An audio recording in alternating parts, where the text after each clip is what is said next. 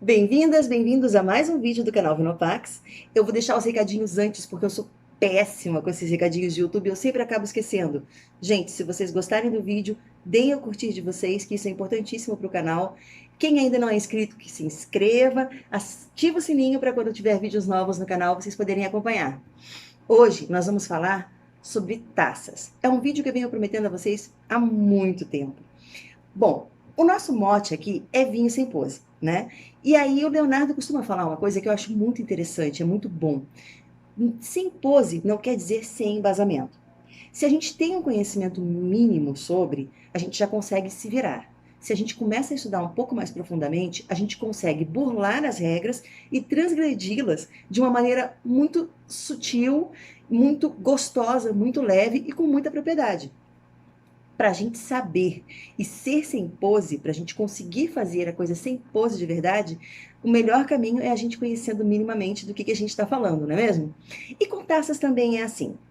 Nós sabemos que o vinho, ele tem uma temperatura, né? As pessoas falam muito erroneamente sobre esse tipo de questão de temperatura de vinho, porque as pessoas falam, vinho tinto, por exemplo, em temperatura ambiente. Ambiente de onde, né? Ambiente do Rio de Janeiro, ambiente de Niterói, um vinho tinto servido a 32 graus, como está fazendo hoje à noite aqui, eu acho que vai ser sofrível, né? Então a gente tem que prestar muita atenção nessas máximas, né? E aí a gente guarda a temperatura que os vinhos devem ser servidos. Os vinhos que devem ser servidos mais frios são os brancos, os espumantes, que são aqueles servidos entre 3 e 7 graus, mais ou menos. Tem divergência disso na literatura, tá, gente? A gente vai encontrar fontes diferentes, mas na minha prática é mais ou menos essa média mesmo. Os vinhos rosés, eles podem ser servidos de uma maneira diferente. Eles podem ser servidos a uma temperatura um pouquinho mais alta, né? E eles começariam ali nos 7 até uns 13 graus. Eles são servidos um pouco mais quentes, em temperaturas um pouco mais altas do que os brancos e os espumantes, que eu particularmente ainda gosto um pouco mais frias do que os vinhos brancos. Essa faixa entre 3 a 7 eu colocaria as espumantes mais próximas do 3 e a maioria dos brancos mais próximas do 7. E aí, assim, sem querer complicar muito, brancos mais aromáticos também precisam ser servidos numa temperatura um pouco mais alta. E aí, os vinhos tintos, que são aqueles que são servidos em temperatura mais baixa, né? Que vão dos 13 graus até uns 18 graus. Eu falei a temperatura do rosé em média? Bom, ela fica ali no meio do caminho, entre os 7 e os 13 graus. E o que isso implica no uso de taças, que eu quero falar para vocês? Bom, a princípio, né, aquela pessoa que gosta de vinho, recém-casada, coisa remontando aí a quase 15 anos atrás, a gente vai e monta uma cristaleira, né? Cheia de variedades, cheia de tamanhos diferentes e uma taça específica para cada vinho, né? E é uma coisa que, conforme a gente vai avançando no nosso estudo sobre vinho, e a gente vai construindo esse conceito de vinho sem pose, que a gente tem segurança do que a gente está falando, e que a gente quer tomar o vinho de uma maneira informal para se divertir, a gente vai entendendo como o vinho se comporta, e isso passa muito bem pela temperatura, e como a gente gosta de beber o vinho, né? Então, mais do que o próprio formato da taça em si, a quantidade de vinho dentro da taça, respeitando essa questão da temperatura do vinho e usando isso como lógica para a quantidade de vinho servida em cada taça, para mim é muito mais importante do que o formato ou o nome da taça em si. E aí eu vou falar para vocês, essa taça Borgonha, né, é uma das taças mais bonitas que eu tenho, uma das mais queridas, é do começo do meu casamento, e ela é uma taça muito, muito subutilizada na minha casa. Primeiro que a gente não bebe Borgonha com essa frequência toda, né? E segundo que ela atende muito bem a questão do Borgonha, principalmente para a gente fazer uma análise mais técnica do vinho, porque ela tem toda a dinâmica que o Borgonha pede como vinho, mas assim, se eu fosse dizer para você, vai montar sua cristaleira, vai comprar, eu diria não compre essa taça. Hoje, para mim, a cristaleira bem montada, como a gente tem hoje em dia, cristaleiras pequenas, né, em apartamentos pequenos, ela seria mais ou menos algo que transitaria entre esses dois modelos aqui.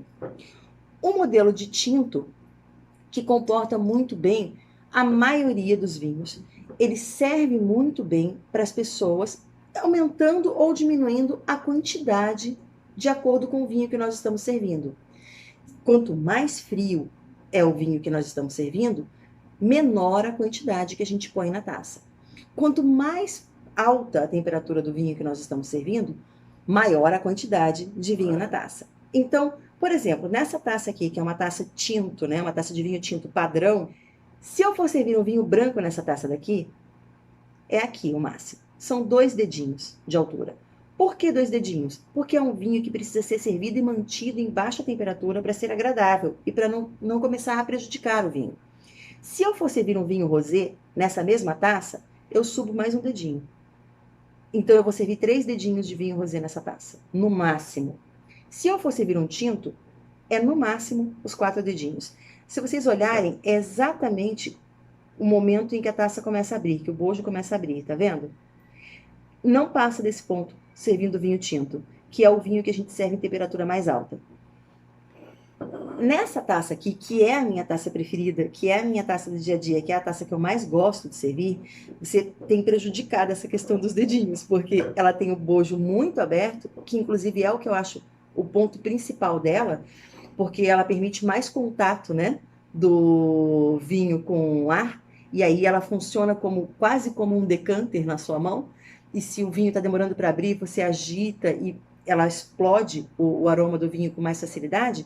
Mas mesmo assim, se vocês olharem, esse biquinho que tem embaixo aqui, olha, ele pode servir como um bom medidor. O vinho branco não ultrapassa essa curvinha aqui. O vinho rosé chega nela e o vinho tinto pode ultrapassá-la minimamente. Então, nessa taça aqui, o máximo que a gente vai servir é esse fundo dela, para usar todo esse espaço que ela tem de abertura de bojo, né? E isso é para o vinho tinto. Se você dividir a taça, esse espaço daqui, em 3 terços, né? Em 3 partes iguais, você consegue fazer o serviço do branco, do rosé e do tinto nela, sem prejudicar o vinho por conta da temperatura. A gente tem que pensar em quanto tempo os nossos convidados vão ficar com essa taça na mão e quanto esse vinho vai esquentar na taça. Claro que se a gente estiver falando de um dia mais quente, convém a gente ter um balde de gelo para manter esse vinho próximo dos convidados e estar sempre em constante cuidado para que ele não gele para além daquilo que a gente imagina e para que os nossos convidados estejam sempre bem servidos de um vinho na temperatura ideal. Então, eu espero que tenha ficado claro, que não tenha sido muito complexo, apesar de ser muita informação. E se for para montar uma cristaleira sem pose, eu aposto na prioridade das taças de tinto. Para além disso, tem a questão do espumante, mas isso é um outro vídeo que vai estar linkado aqui. O Leonardo está falando sobre a taça de espumante. Eu não acredito no serviço de espumante nesse tipo de taça aqui, porque justamente por isso, por ela ter essa abertura demais, ela não permite que a gente avalie a perlagem, ela não permite que a gente veja a beleza das bolhas subindo.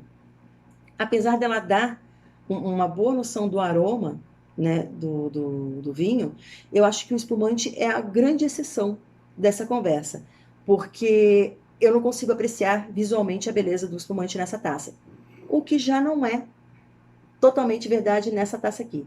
Eu particularmente prefiro taças menores de tinto ou taças de vinho branco para servir espumante, as taças de espumante propriamente ditas. Mas isso, como eu já disse para vocês, é tema de outro vídeo que o Leonardo fez e que vai estar linkado aqui para vocês verem. Tá joia?